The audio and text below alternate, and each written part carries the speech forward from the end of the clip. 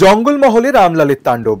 খাবারের খোঁজে জঙ্গল থেকে বেরিয়ে একটি 4 চাকা গাড়ি উল্টে দেয় দলছুট হাতি রামলাল। ঘটনাটি শালবনী ব্লকের ঘাগড়াশোল এলাকার। তবে গাড়ির চালক আগেই রামলালকে দেখে দৌড়ে পালিয়ে যাওয়ায় কোনো বড় দুর্ঘটনা ঘটেনি, কিন্তু গাড়িতে খাবার না পেয়ে রেগে গিয়ে সেটি উল্টে দেয় রামলাল। জানা গিয়েছে গাড়িটি মাহাতপুর থেকে লালগেড়িয়ার দিকে যাচ্ছিল জঙ্গলের ভিতরে শর্টকাট রাস্তা দিয়ে। বন দপ্তরের তরফে জানানো হয়েছে, ঘাগড়াশোল এলাকায় রামলাল ছাড়াও আরো 15 থেকে 20টি হাতি জঙ্গলে রয়েছে।